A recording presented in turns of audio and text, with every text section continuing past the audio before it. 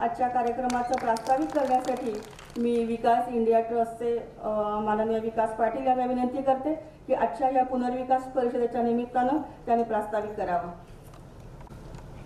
नमस्कार.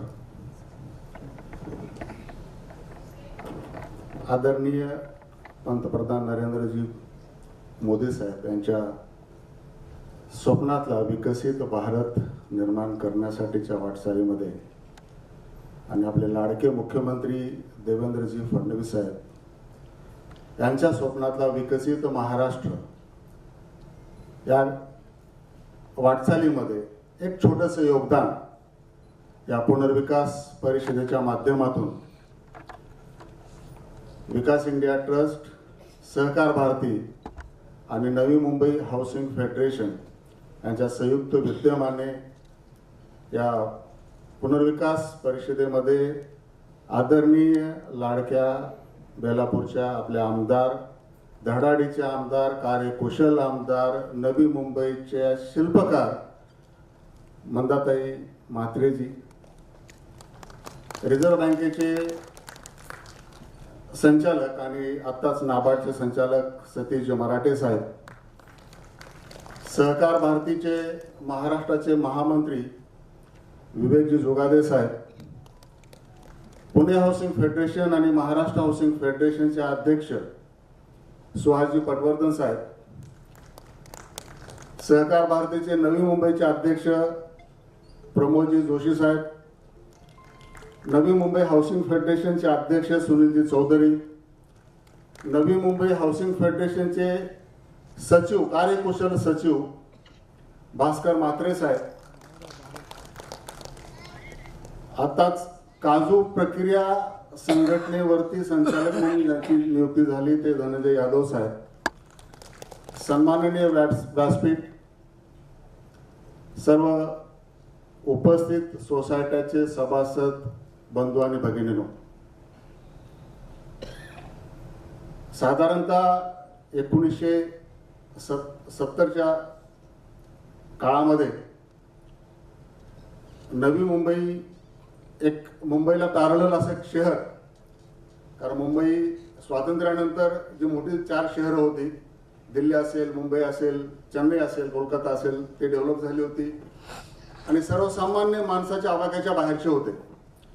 त्यामुळे त्यावेळेसच्या शासनाने निर्णय घेतला की मुंबईला पॅरलल शहर आपण वसवावं आणि सिडकोला ती जबाबदारी दिली आणि मुंबईच्या लगत नवी मुंबईची जडणघडण 70मध्ये सुरू झाली. त्यावेळेस मुंबई आपल्या आवाक्याच्या बाहेरच होतं.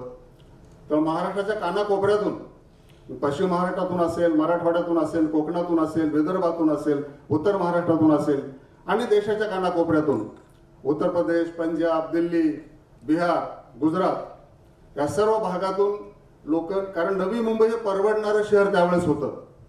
सिडकोने सुरुवातीला बांधकाम केलं कारण त्यावेळेस डिमांड कमी होती, सप्लाय सिडको करत होतं.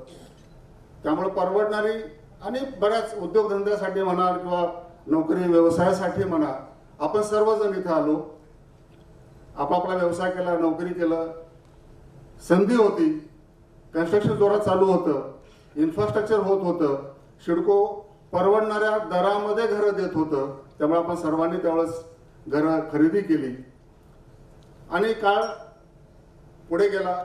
आज 50 वर्षानंतर, म्हणजे त्यावेळेस आज 40-50 वर्ष बऱ्याच सोसायटीला बांधून झालेले आहेत, बऱ्याच सोसायट्या मोडकळीस आलेल्या आहेत आणि मागील मंदाताईंना पण माहिती आहेच की मागील बऱ्याच वर्षापासून 10 ते 15 वर्षापासून बऱ्याच सोसायट्या रिडेव्हलपमेंटसाठी प्रयत्न करत होत्या, आग्रह करत होत्या सिडकोकडे किंवा नवी मुंबई कॉर्पोरेशनकडे की आमची सोसायटी मोडकळीस आलेली आहे, आम्ही जीव मुठीत धरून इथं राहत आहोत, आम्हाला कृपा करून रिडेव्हलपमेंट करू द्या. पण त्यावेळेसचे कायदे त्याला परमिशन देत नव्हते आणि बऱ्याच सोसायट्या, बरेच रहिवासी जीव मुठीत घेऊन त्या सोसायटीमध्ये राहत होते. ज्यावेळेस 2021 मध्ये नवीन FDCPR आला, जास्तीचा FSR शासनाने मंजूर केला, त्यानंतर रिडेव्हलपमेंटला नवी मुंबईमध्ये खास करून गती आली. मुंबईमध्ये मागील बऱ्याच दशकापासून रिडेव्हलपमेंट चालूच होतं. नवी मुंबईचे कायदे हे रेस्ट ऑफ महाराष्ट्रासाठी वेगळे कायदे आहेत आणि फक्त मुंबईसाठी वेगळे कायदे आहेत. FSI संदर्भामध्ये, रिडेव्हलपमेंटच्या संदर्भामध्ये ते आपण UDCPR हे रेस्ट ऑफ महाराष्ट्राला लागू आहे पण मुंबईला लागू नाही. मुंबईमध्ये पण वेगवेगळ्या प्रकारचे FSI मिळतात. म्हणजे मुंबईमध्ये म्हाडाने बांधलेली घरं असतील तर म्हाडा एक वेगळा FSI देतं, तो जास्तीचा देतं. मुंबईच्या DCR 33/5, 33/7, 33/9, 33/11 या वेगवेगळ्या SRA साठी असेल, म्हाडासाठी असेल, क्लस्टर डेव्हलपमेंटसाठी असेल, इंडिव्हिज्युअल बिल्डिंगसाठी असेल, वेगवेगळा FSI मुंबई देतं. त्यामुळे मुंबईमध्ये मागच्या 30-40 वर्षापासून रिडेव्हलपमेंट चालूच होती. पण नवी मुंबई किंवा पुण्यामध्ये पण चालू होती. पुण्याला पण UDCPR लागू होता, पण पुण्यामध्ये काही पेठामध्ये किंवा प्रभात रोड सारख्या एरियामध्ये रिडेव्हलपमेंट होत होती. पण नवी मुंबईमध्ये ठप्प झाली होती कारण जे कायदे होते ते रिडेव्हलपमेंटला सोयीस्कर नव्हते. आणि मागच्या 1-2-3 वर्षापासून नवी मुंबईमध्ये रिडेव्हलपमेंटला गती आली. आता 1970 नंतर जे सिडकोने घरं बांधली, हाऊसिंग सोसायट्या उभ्या केल्या, त्यावेळेस सिडकोच्या त्यावेळेसच्या अधिकाऱ्याला कदाचित वाटलं नसेल की आपल्या भारताची प्रगती होईल, लोक कार वगैरे घेतील, त्यामुळे त्यांनी पार्किंग वगैरे काही ठेवलीच नाही. आणि आज आपण पाहतोय अरुंद रस्ते, पार्किंग बिल्डिंगमध्ये नाही, रस्त्यावर दोन्ही बाजूनी गाड्या लावलेल्या असतात, एक गाडी आतून जाऊ शकत नाही. तर या सगळ्या गोष्टी ह्या सिडकोनी, नवी मुंबई कॉर्पोरेशननी, सरकारने सोडवायच्या आहेत, जेणेकरून आपलं रहिवाशाचं जीवन सुखकर होईल.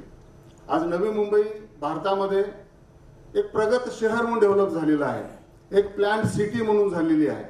पहिली सिटी झाली ती खरं तर चंदीगड, त्यावेळेस शासनाने एक प्लॅन सिटी ली कार्बुझिएर आर्किटेक्टला दिलं आणि एक प्लॅन सिटी डेव्हलप झाली.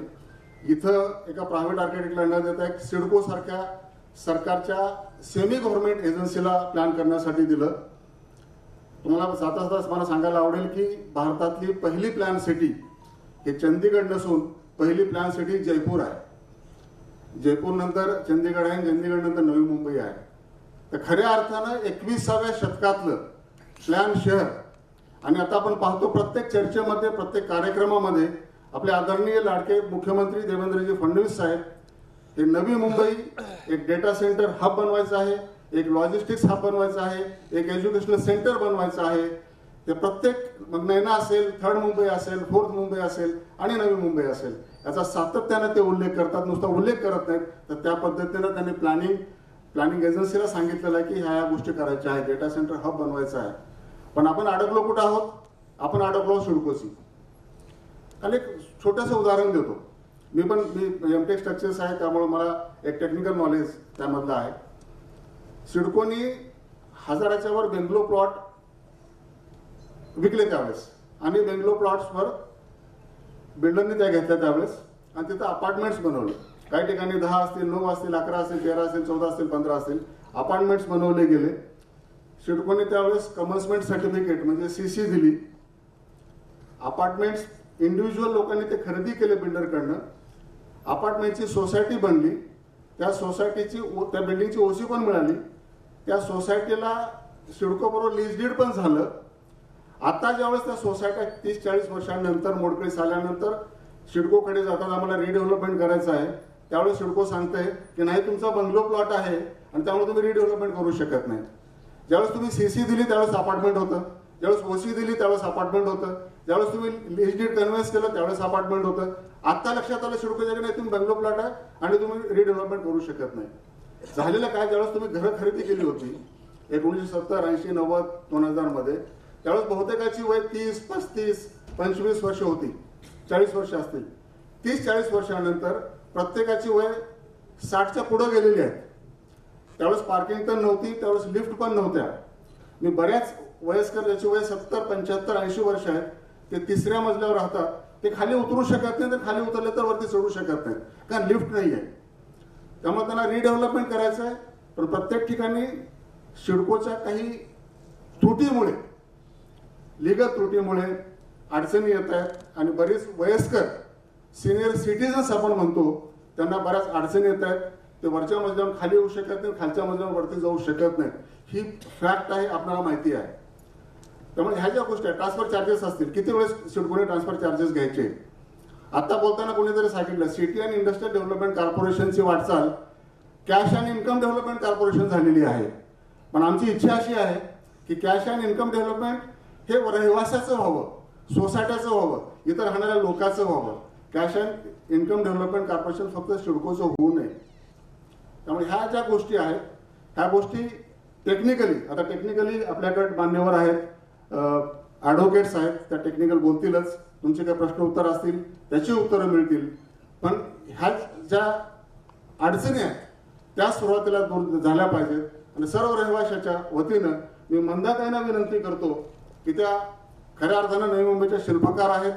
त्या प्रत्येक गोष्टीला त्या तत्पर असतात, प्रत्येकाला न्याय देण्यासाठी त्या तत्पर असतात.